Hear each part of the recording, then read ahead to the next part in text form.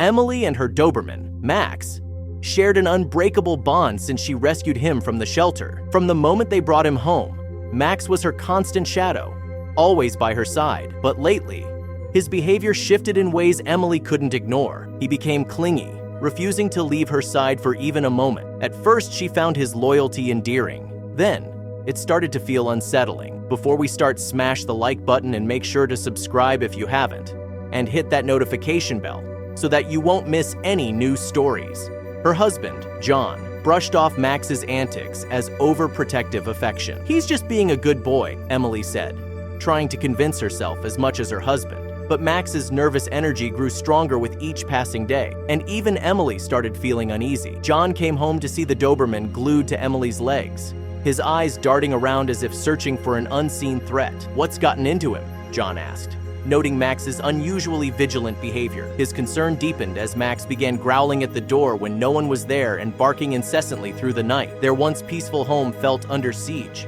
John suggested that perhaps Max sensed something they couldn't. Dogs were known to have heightened instincts after all, but what could he possibly be reacting to? As Emily tried to dismiss her unease, John grew more troubled. He decided to observe Max more closely, hoping to uncover what the dog might be sensing. One night, Max stationed himself in front of the door, growling deeply, his muscles tense. When John checked outside, there was nothing unusual. The tension in the house mounted as Max's distress showed no signs of waning. Emily woke up repeatedly to Max barking into the dark hallway, his posture rigid as if guarding them from an invisible threat. "What's out there, Max?" Emily whispered, but the dog didn't move, his focus unbroken. John, now convinced something was seriously wrong, reviewed their security footage, combing through hours of recordings. "Nothing," he muttered, frustrated. He couldn't shake the feeling that Max wasn't acting this way without reason. With no answers, John took Max to the vet, hoping to find a medical explanation for his behavior. But after a thorough examination, the vet confirmed Max was perfectly healthy. "Dogs can sense things we miss," the vet suggested, leaving John with more questions than answers. Max's behavior persisted, his protectiveness toward Emily growing more intense. Despite the vet's reassurance, John couldn't ignore Max's escalating behavior. The Doberman's vigilance had reached a point where he refused to leave Emily alone, even for a moment. He followed her into every room, barked at shadows, and growled at doors as though sensing an invisible threat. Emily grew weary of the constant tension, feeling drained from Max's relentless anxiety. "It's like he knows something we don't," Emily confided to John one evening, her voice tinged with exhaustion. John nodded, the same thought gnawing at him. "Maybe we're missing something," he replied, pacing the room. His frustration mounted as Max's agitation showed no signs of abating. In an effort to regain some peace of mind, John installed additional security cameras throughout the house, focusing on blind spots and entryways. "This will catch anything unusual," he assured Emily, though his confidence was waning. Night after night, he reviewed hours of footage, hoping to find a clue, but the recordings revealed nothing out of the ordinary. Still, Max's distress persisted, leaving John and Emily on edge. One evening, Max began pawing and whining at the basement door, his eyes wide with urgency. John, unsettled by the dog's insistence, grabbed a flashlight and headed downstairs. Max followed close behind, barking softly as they descended the creaky stairs. John checked every corner, moving boxes and inspecting the space thoroughly. "Nothing," he muttered, his voice echoing in the empty basement. Max, however, remained restless, sniffing the air and pacing as though the danger was still near. The strain began to take its toll on Emily. She started feeling watched, an eerie sensation that sent chills down her spine whenever she walked through the house. "Do you ever feel like someone's here, watching us?" she asked John nervously. He frowned, trying to mask his own unease. "It's probably just your imagination," he said, though her words only deepened his suspicion. The tension escalated when Emily began experiencing vivid nightmares. She dreamed of shadowy figures lurking in the corners of their home, their presence dark and menacing. Waking in a cold sweat, she described the visions to John over breakfast. "It's like they're waiting for something," she whispered, her voice trembling. John felt a chill run down his spine. Max, ever watchful, seemed to share their growing unease. John couldn't ignore the connection between Max's behavior and Emily's nightmares. "It's too much to be a coincidence," he said during a late-night conversation. Emily, though skeptical, agreed something was amiss. "But what could it be?" she asked. John didn't have an answer, but his resolve to find out only strengthened. To ease the tension, John suggested Emily work from home. "Maybe it'll help if you're here with Max," he said. Emily set up her workspace in the living room, with Max lying protectively at her feet. Despite the change, Max's behavior remained unchanged. He continued guarding the basement door, barking at shadows, and sticking to Emily like glue. "Whatever it is, it's not going away," John muttered, frustration mounting. The idea of a supernatural presence crossed their minds. "Do you think he's sensing something otherworldly?" Emily asked one evening, half joking.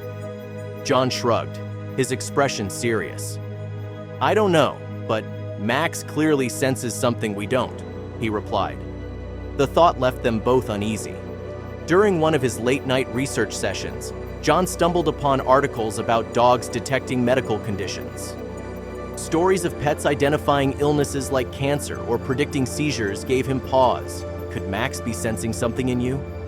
He wondered aloud. The possibility filled him with both hope and dread.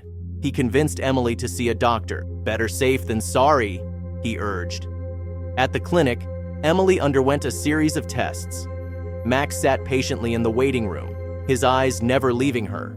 The results came back normal. "You're perfectly healthy," the doctor said with a reassuring smile. While relieved, John felt frustrated by the lack of answers. If it's not medical, then what's he reacting to?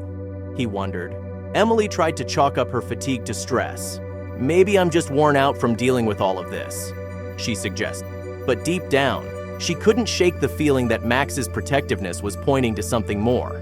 John couldn't ignore his gut feeling either. "We're missing something," he insisted. Their unease turned into panic when Emily fainted in the kitchen one afternoon. Max barked frantically, refusing to leave her side as John rushed to help. "Emily!" he shouted, shaking her gently. She slowly regained consciousness, her face pale and voice weak. John immediately called an ambulance, his heart racing as paramedics arrived and took her to the hospital. At the hospital, initial tests revealed nothing unusual, but Emily was kept overnight for observation. The doctors reassured John, saying, "We'll monitor her closely, but so far there's no cause for concern." Despite their words, John couldn't relax.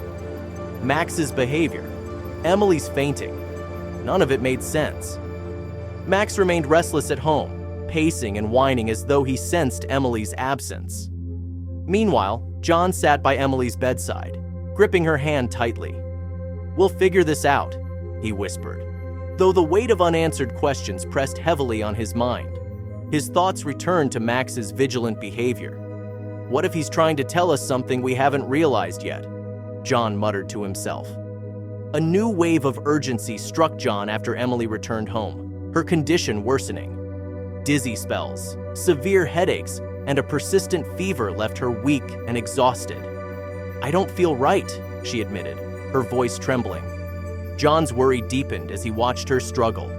Max, ever watchful, stayed glued to her side, his brown eyes filled with concern. "Whatever this is, we need to figure it out before it's too late," John said, pacing the room.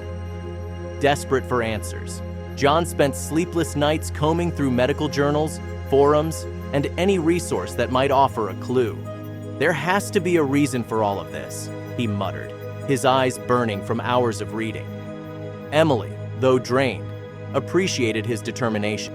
"We'll get through this," he reassured her, though even he wasn't sure how. Max's behavior became more focused, particularly around the fireplace. He would sniff and paw at it, growling softly as if warning of something hidden. Could it be something in the house? John wondered aloud, scribbling the thought in his notebook. The idea nagged at him, growing stronger with each passing day. Determined to get to the bottom of things, John arranged for Emily to see a specialist who could test for environmental factors.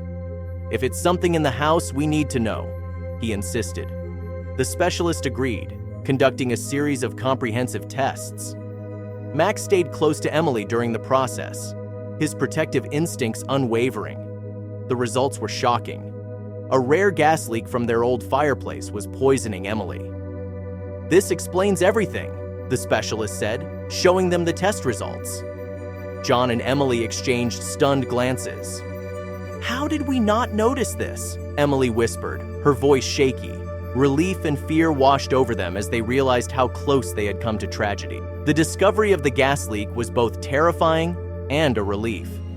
The toxic fumes had been slowly affecting Emily, causing her worsening symptoms. If Max hadn't reacted the way he did, this could have ended much worse, John said, his voice thick with emotion. Emily nodded, tears welling in her eyes. "He saved my life," she whispered, looking at Max with gratitude. The specialist explained that dogs have an extraordinary sense of smell, far surpassing humans. "Max likely detected the gas long before it became life-threatening," she said. John stroked Max's head, his voice soft with admiration. "You've been trying to protect us all along, haven't you, buddy?" Max wagged his tail, his alert eyes now calm. The fireplace was quickly repaired, and the gas leak eliminated. Emily began treatment to recover from the exposure, her strength slowly returning. Max remained by her side throughout her recovery, his loyalty unshaken. "He's our guardian angel," Emily said one evening, petting Max affectionately. John nodded, his heart full of gratitude for their devoted dog. With the danger removed, the tension in their home began to ease. Emily's health improved, and their lives gradually returned to normal. Max, though still watchful, finally seemed to relax, his protective instincts no longer on high alert.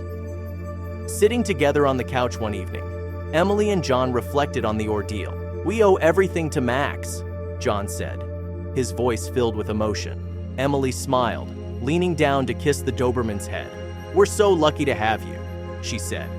The bond between Max and his family, tested in the most harrowing of circumstances, proved unbreakable. Their loyal protector had not only sensed the danger, but had also refused to give up until his family was safe. As the days passed, peace returned to their home, and with it came a newfound appreciation for their brave companion. "He's more than just a dog," John said one day. "He's family." Max lay peacefully by Emily's feet, his eyes content and watchful. The danger was gone, but his love for his family remained as steadfast as ever.